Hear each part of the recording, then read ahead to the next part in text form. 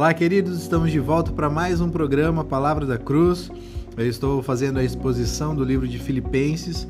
Ontem nós tratamos o final do capítulo 1, que Paulo fala ali: não importa o que aconteça, exerçam a sua cidadania de maneira digna do Evangelho de Cristo, para que assim, quer eu vá e os veja, quer apenas ouça a seu respeito em minha ausência, fiquei eu sabendo que vocês permanecem firmes num só espírito, lutando unânimes pela fé evangélica, sem de forma alguma deixar-se intimidar por aqueles que se opõem a vocês.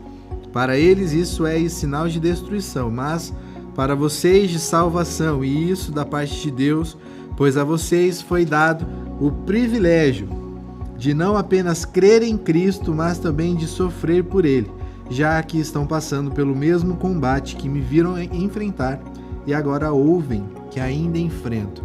É legal que Paulo ele deixa aqui o seu exemplo, a sua maneira de viver, o viver em Cristo e o morrer sendo lucro. E aqui ele mostra claramente qual é o nosso papel. O nosso viver em Cristo é um privilégio. É um privilégio servir a Cristo Jesus. É um privilégio permanecer em Cristo Jesus e sofrer por Cristo Jesus. Assim como Paulo aqui está sofrendo, preso em Roma, ele mostra à igreja de Filipe e para nós também, que é um privilégio sofrer pelo nome de Cristo Jesus. E a gente hoje vai entrar no capítulo 2, que diz assim: se por estarmos em Cristo nós temos alguma motivação, alguma exortação de amor, alguma comunhão no Espírito, alguma profunda afeição e compaixão, completem a minha alegria, tendo o mesmo modo de pensar, o mesmo amor, um só Espírito e uma só atitude.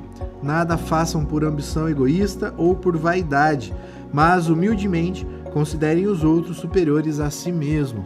Até o versículo 3. Gente, é interessante aqui que Paulo mostra aqui o que estava acontecendo na igreja. Ele já vem falando sobre o privilégio que é servir a Cristo, o privilégio que é unânimes, vivendo o Evangelho, vivendo a sua cidadania celestial.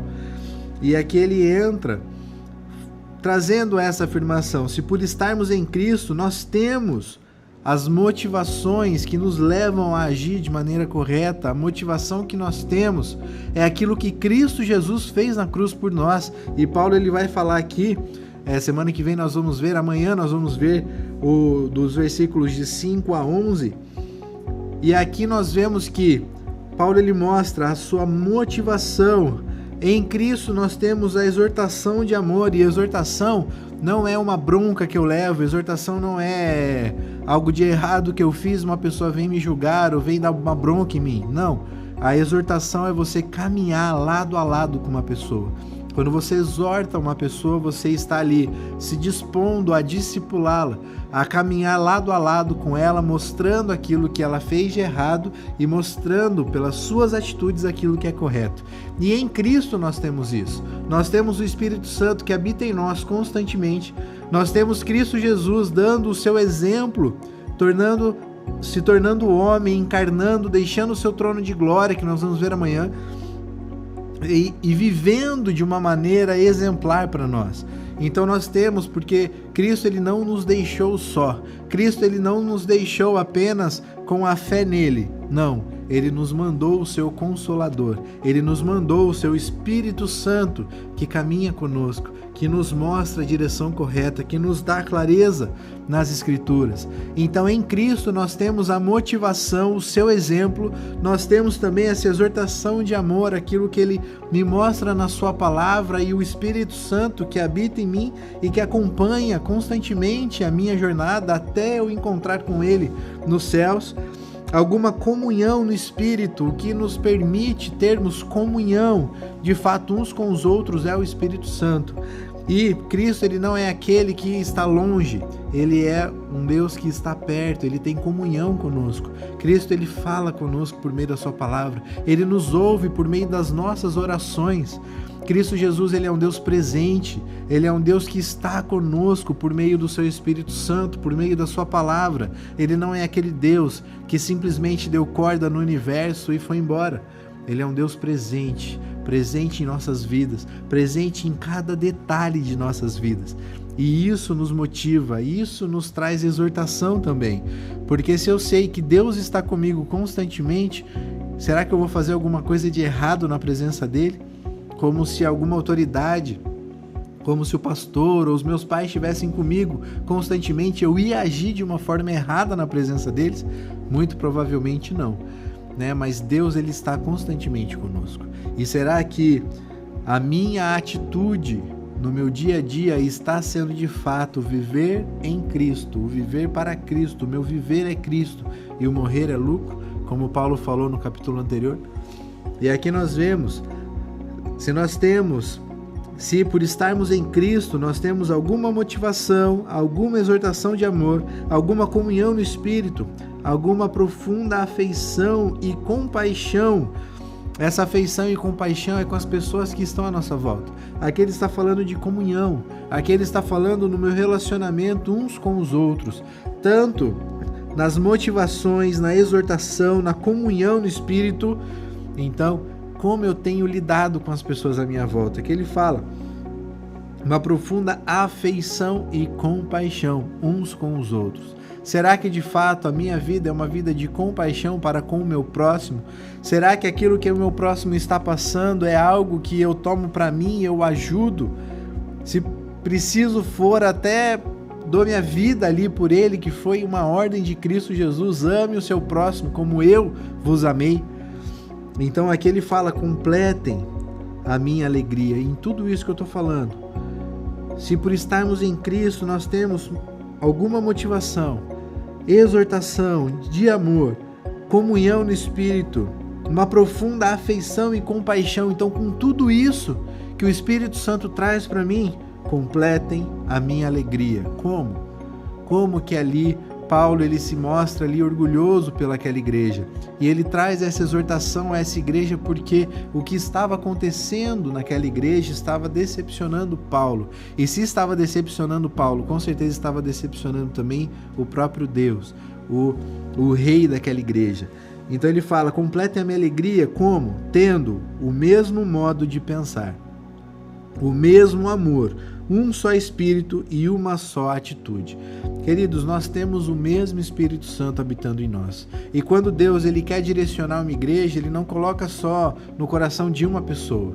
Ele pode até colocar assim uma pessoa para puxar essa ideia. Mas quando a igreja toda está em plena comunhão com o Espírito Santo, o mesmo Espírito Santo, ele tem o mesmo modo de pensar, o modo de pensar bíblico, o modo de pensar que o Espírito Santo nos direciona. Ele tem o mesmo amor pelas vidas, o mesmo amor pelas pessoas lá fora, o mesmo amor uns pelos outros.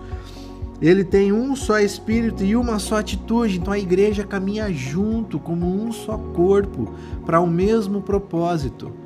Deus, ele levanta pessoas e ele confirma essas ideias no coração daquelas pessoas.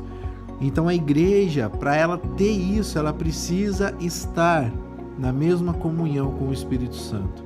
Precisa estar em sintonia com o Espírito Santo. E aqui ele fala, nada façam por ambição egoísta. Deixe o seu eu de lado, deixe o seu egoísmo, o seu próprio umbigo de lado. Pense no todo, pense em Deus. O nosso propósito é adorar e glorificar o nome de Deus. Por isso que nós temos que viver por Ele, viver para Ele, para honrá-lo, glorificá-lo. Então nós temos que abrir mão das nossas ambições egoístas. Nós temos que negar o nosso próprio eu. Negue-se a si mesmo, tome a minha cruz e siga-me. E ele continua, nada façam por ambição egoísta ou por vaidade. Nós vemos no capítulo anterior que algumas pessoas ali estavam pregando o evangelho, mas por motivações egoístas, querendo se mostrar, querendo ser alguma coisa dentro da igreja. Nós sabemos que Cristo Jesus, ele é o próprio Deus, e mesmo assim ele se humilhou para ser homem. Ele se humilhou para ser servo, ele se humilhou na cruz por nós. Então a nossa atitude deve ser a mesma de Cristo Jesus, que nós vamos ver amanhã esse texto. Mas, ele fala, nada façam por ambição egoísta, versículo 3, ou por vaidade, mas humildemente considerem o outro superior a si mesmo. E como é difícil fazer isso. Porque se eu considero o meu irmão superior a mim mesmo, eu vou abrir mão do meu próprio eu por amor a ele. Por amor primeiramente a Cristo Jesus, por amor a Deus. Então a comunhão que eu tenho com Deus reflete na comunhão que eu tenho com o meu irmão. Então se eu obedeço o principal mandamento, que é amar a Deus acima de todas as coisas, o segundo também é: eu devo também agir, eu devo obedecer o segundo mandamento, que era amar o próximo como a mim mesmo. E Jesus atualiza: ame ao próximo como eu vos amei.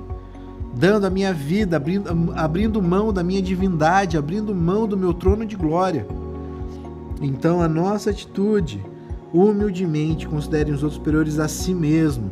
Cada um cuide não somente dos seus interesses, mas também do interesse dos outros. Gente, isso é fantástico. A vida, a comunhão da igreja é dessa forma que nós temos que agir, é dessa forma que nós temos que viver. É lógico que eu tenho aqui que cuidar de mim mesmo. Eu tenho que os meus interesses, eu tenho que levar comida para dentro de casa, eu tenho que cuidar da minha família, eu tenho os meus interesses. Mas os meus interesses não são o principal. Eu tenho que, não somente os seus interesses, mas também o interesse dos outros. Eu tenho que cuidar não só de mim mesmo e da minha família, mas de todas as pessoas que estão à minha volta. Deus, se Ele me dá essa responsabilidade, Ele me dá as condições também para isso. Deus, Ele nunca vai cobrar algo a mais do que Ele mesmo colocou para você agir. E aqui eu trago o exemplo da igreja primitiva, ali em Atos 2, 42 em diante. Aquela igreja, ela se dedicava ao ensino dos apóstolos, se dedicava à comunhão, ao partir do pão, às orações. E ali nós vemos que todos estavam unidos e tinham tudo em comum. Eles vendiam suas propriedades, eles vendiam aquilo que eles tinham para ajudar o próximo, de acordo com a necessidade de cada um. Então a igreja primitiva era aquela igreja que estava sendo direcionada pelo Espírito Santo, porque ali fala que o Espírito Santo agia no meio deles, o Espírito Santo fazia milagres no meio deles, e o Espírito Santo acrescentava diariamente mais vidas sendo salvas. Mas eles tinham a prioridade, que era o ensino dos apóstolos, a palavra de Deus. Se a nossa igreja não tem como prioridade a palavra de Deus, qual caminho nós vamos seguir? Cada um está indo para qualquer lugar, mas a palavra de Deus nos direciona para um único e vivo caminho, Cristo Jesus. Eles se dedicavam ao ensino dos apóstolos, à palavra de Deus, eles se dedicavam à comunhão, um cuidando do outro, um estando com o outro, tendo sinceridade no coração, um amando o outro. A igreja junta, caminhando, tendo alegria no coração de estarem juntos. Às vezes é um peso tão grande vir para a igreja. Às vezes eu vejo alguns jovens e adolescentes aqui porque o pai mandou estar aqui, não tem prazer de estar aqui na igreja, não tem prazer em estar em comunhão, preferem estar em qualquer outro lugar do que na igreja. Então, se isso acontece, provavelmente o Espírito Santo não está ali no coração, não está direcionando a vida desse jovem, desse adolescente. E se você também tem como um peso vir à igreja, estar em comunhão com os irmãos, bem provavelmente o Espírito Santo está bem apagado aí no seu coração, ou você nunca teve um encontro realmente com Deus. Se converta, se entregue a Cristo Jesus e você vai ter a verdadeira alegria de estar na comunhão dos santos. E eles se dedicavam ao ensino dos apóstolos, o partir do pão, sempre relembrando da ceia do Senhor, aquilo que Cristo fez por eles na cruz, a comunhão e as orações. Queridos, nós temos grupos de oração, nós temos aqui as Déboras, os homens, de sábado com os jovens e adolescentes, nós temos os momentos de oração também. Uma vez ao mês nós temos um culto voltado a isso. Então, a igreja que não ora, ela não vai a lugar nenhum. A igreja que não busca a Deus na sua palavra, ela não vai para lugar nenhum. Nós aqui na igreja, nós nos dedicamos, nós pastores nos dedicamos a ensinar de fato a palavra de Deus a vocês. Então vamos juntos, caminhando com um só propósito, uma só direção, um só caminho. O caminho que Cristo Jesus está nos direcionando. Queridos, esse texto aqui, ele é para a gente deixar toda a nossa ambição egoísta, para deixarmos as nossas vaidades de lado, abrir mão do meu próprio eu, por amor a Cristo e por amor ao meu próximo.